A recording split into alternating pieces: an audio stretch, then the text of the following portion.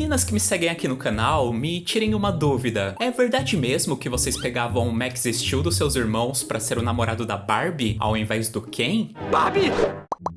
Ele surgiu como uma série de figuras de ação focada nos temas aventura, espionagem e principalmente esportes radicais, para tentar se destacar entre os diversos bonequinhos baseados em soldados e temas de guerra, que eram os mais numerosos da sua época. Mas foi com uma série animada em computação gráfica, lançada lá no comecinho dos anos 2000, quando esse tipo de animação ainda era uma novidade, onde esse personagem dava vida a um atleta de esportes radicais que possuía uma dupla identidade, agindo também como agente secreto com poderes high-tech, que ele acabou se tornando realmente popular, lotando assim as prateleiras das lojas de brinquedos brasileiras. E bom, eu poderia até estar falando do Max Steel, a linha de figuras de ação da Mattel lançada em 1999, mas não. Na verdade, eu estava descrevendo um outro bonequinho, um bonequinho que surgiu cerca de 30 anos antes. E eu estava falando mais especificamente do Alex Man, mais conhecido pela alcunha de Action Man. Seria o Max uma cópia dele? Mas quem é esse cara? Já vivido por dois adolescentes diferentes nesses últimos 25 anos, o Josh e o Maxwell, o Max Steel, o espião super tecnológico de uma agência secreta de contra-inteligência chamada N-Tech, é aquele tipo de série que definitivamente fez parte da vida de praticamente todo garoto. Todo menino de 0 a 30 e poucos anos de idade, com certeza são ou já foram fãs ou dos desenhos ou dos brinquedos baseados nesse personagem.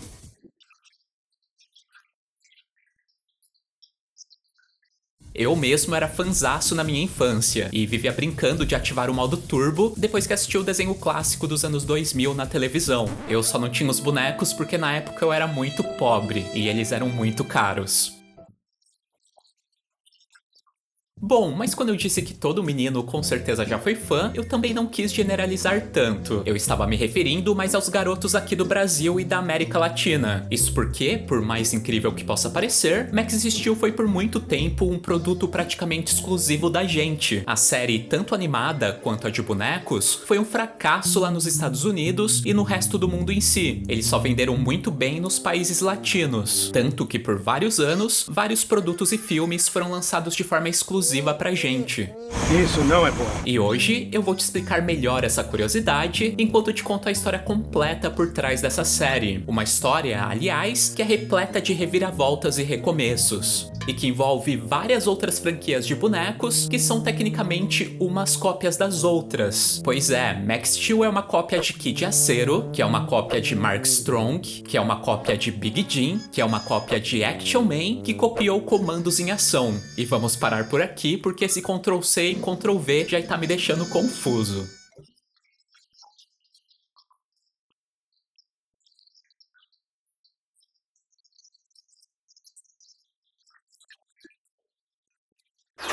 Bom, pessoal, e assim como a gente estava comentando, a franquia Max Steel e todas aquelas outras de bonecos de ação similares que eu citei, realmente tem uma espécie de origem em comum. Mas se for para citar a primeira, a que originou todas as outras, a gente tem que falar da Comandos em Ação, né? A linha de bonecos de 30 centímetros de altura, baseados em soldados das mais diversas especialidades, que foi criada pela Hasbro no ano de 1964, e que se tornou um fenômeno de venda lá nos Estados Unidos, principalmente graças a todo aquele clima de guerra que eles estavam vivendo, devido ao conflito com o Vietnã. E claro que se estava vendendo bem, obviamente outros países também passaram a se interessar neles, né? Porém, se nos Estados Unidos o tema guerra estava em alta, não podemos dizer que esse era um tema muito popular no restante do mundo. Lá no Reino Unido, por exemplo, que foi um país que teve uma empresa interessada em fabricar esses bonecos, a Palitoy, esse tema de soldados não conseguiu vender bem. Por lá, eles lançaram os Comandos em Ação em 1966, com o título de Action Man. Só que devido ao fracasso, aos poucos eles foram alterando as suas roupas e acessórios para temas, digamos, mais britânicos. E assim o Action Man de militar passou a ser aventureiro, explorando montanhas, o Ártico ou mergulhando em alto mar, e também esportista.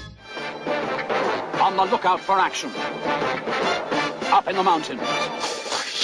Down in the jungle. He drops from the skies and rises from the depths. He's all action. Look out for all these fantastic uniforms specially designed for Action Man. And his eagle eyes. Já de volta aos Estados Unidos, lá no começo dos anos 70, como vocês sabem, a Guerra do Vietnã havia envelhecido como leite. O militarismo estava em declínio e os comandos em ação, por consequência, acabaram afundando junto. E para tentar manter a marca viva, eles decidiram imitar os britânicos, relançando esses bonecos agora como um time de aventureiros, com equipamentos para explorar florestas, mares e coisas do tipo. Bom, e se a Hasbro tinha os seus bonecos de 30 centímetros, que estavam ali tentando se manter como podiam? A Mattel, a sua maior concorrente, obviamente não iria ficar para trás nessa disputa, e eles foram lá e também lançaram os seus. No ano de 1972, eles lançaram uma espécie de cópia dos comandos em ação, mas uma cópia mais similar à sua versão britânica, ao Action Man. O Big Jim nasceu como uma franquia de bonecos baseados tanto em aventureiros, assim como a Hasbro estava fazendo com comandos em ação na mesma época, quanto também em esportistas, que aliás foram os brinquedos mais populares. Então por isso, o Big Jim era mais associado ao Action Man do que aos comandos em ação, já que essas duas franquias de bonecos se popularizaram mais por serem esportistas. E guardem bem essa informação aí, porque ela será importante mais pra frente.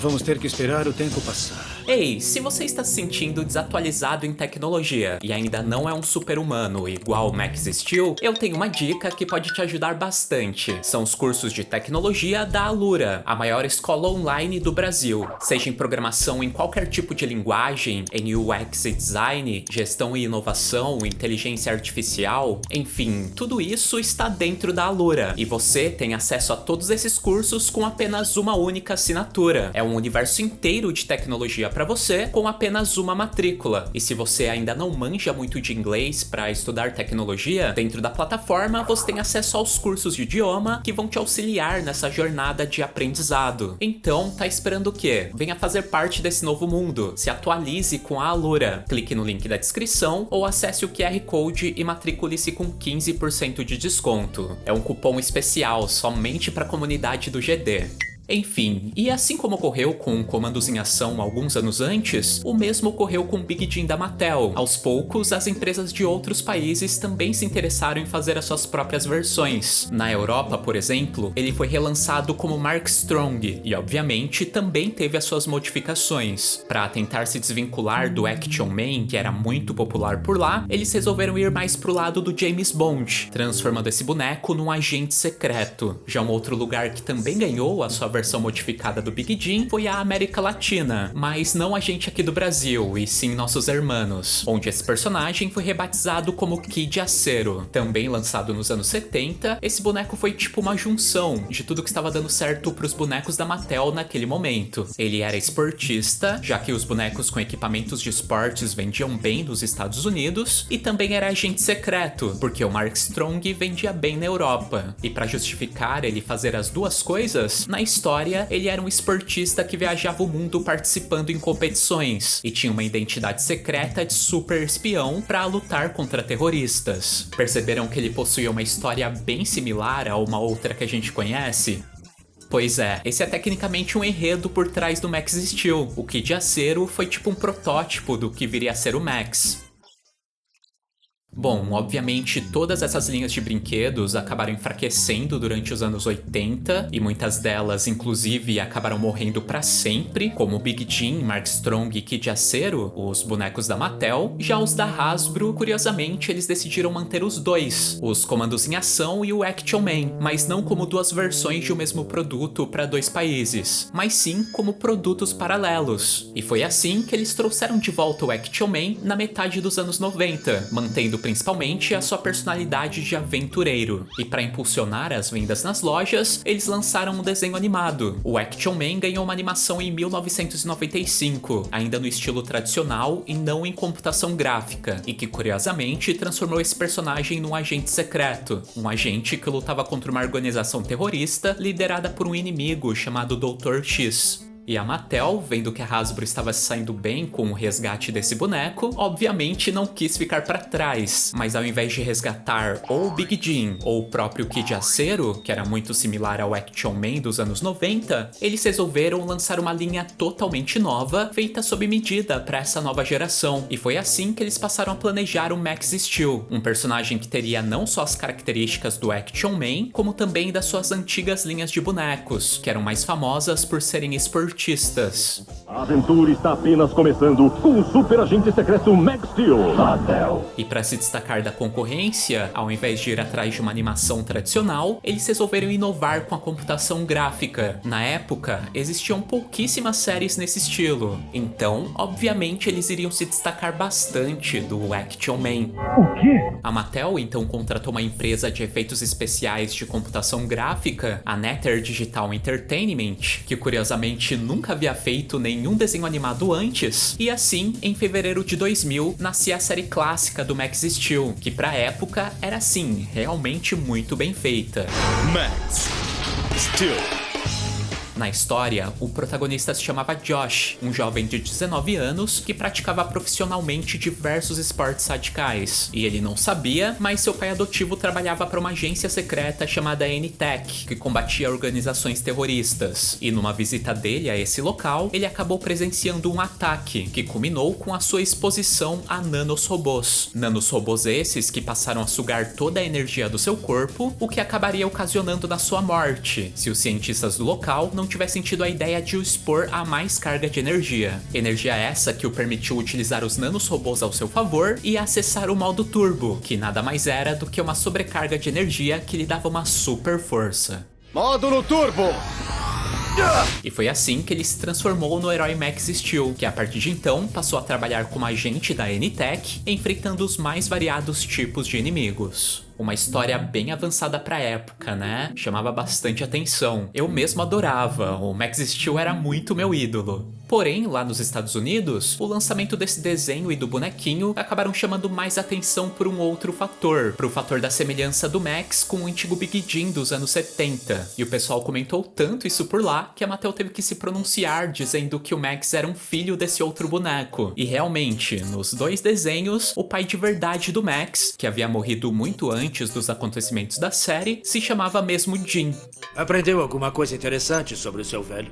Sim, que eu não era a maior prioridade dele. E a Mattel agora com um desenho em CGI repleto de tecnologia, é claro que a Hasbro sentiu aquela invejinha. E no mesmo ano, eles correram para lançar o Action Man em computação gráfica, que olhem só, também era esportista e também tinha uma habilidade especial, que era a capacidade ocular de poder calcular todas as possibilidades futuras. Mas só que as coisas lá nos Estados Unidos não estavam muito a favor da volta desses bonecos. Action Man, por exemplo, após ter fracassado com essa série, ainda tentou voltar ao estilo tradicional com o Action Man Atom alguns anos depois, mas depois disso acabou morrendo definitivamente. Já o Max Steel, a Mattel até que insistiu bastante, mesmo aos trancos e barrancos. Pra você ter uma ideia, a empresa que fazia o desenho, a Nether Digital Entertainment, faliu depois de finalizar a primeira temporada. Daí eles procuraram outro estúdio para fazer a segunda, a Foundation Imagining, que havia ficado famosa por fazer a parte CGI de Babylon 5 e que acabou falindo também. Já para a terceira, eles foram atrás da Mainframe Studios, que na época estava fazendo o revival de Transformers, a série Beast Wars, e que felizmente não faliu, mas que acabou fazendo a última temporada dessa série, já que Max Steel acabou sendo cancelado depois dela devido ao seu baixo desempenho nos Estados Unidos. Baixo desempenho ao ponto da Mattel retirar os bonecos do mercado norte-americano.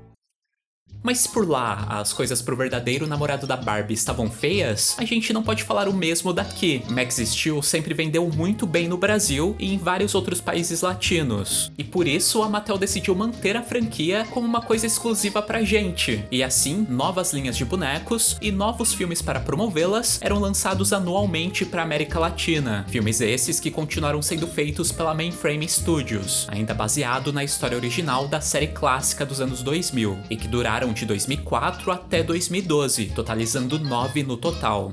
Até que chegamos no ano de 2013, que foi quando a Mattel decidiu tentar novamente fazer o Max Steel acontecer lá no seu país de origem. Tanto a série de bonecos quanto as animações ganharam um reboot com novos visuais, história e estilo, e dessa vez até mudando o protagonista. No reboot de Max Steel, temos como personagem principal o Maxwell, mais conhecido como Max, um garoto de 16 anos que, após um acidente que envolveu a morte do seu pai, e sim, ele também era filho do Jim, assim como o Max antigo, passou a gerar uma estranha energia conhecida como Turbo, energia essa que ele não conseguia controlar até conhecer um estranho alienígena chamado Steel, uma criatura que se alimentava desse poder e que, após se fundir com ele, deu vida ao herói Max Steel. Modo Turbo!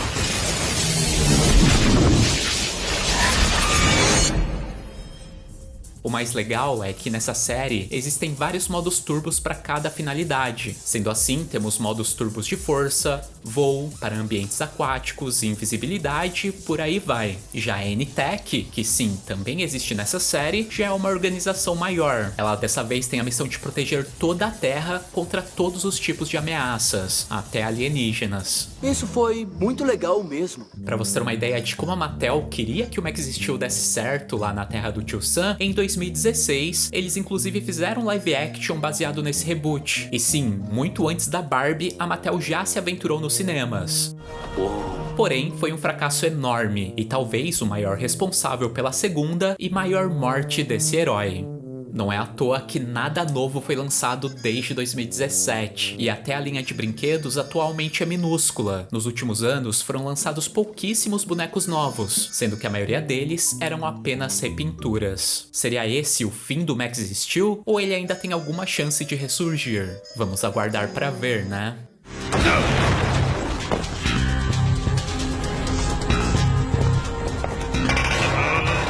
Como faz isso? Com muita força. Vamos.